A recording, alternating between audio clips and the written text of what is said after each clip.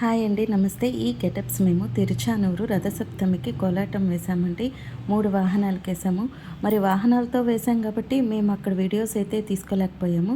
So photos మాకు ఒక మెమరీగా ఉండాలని ఈ వీడియోతో అటాచ్ చేయడం జరిగింది.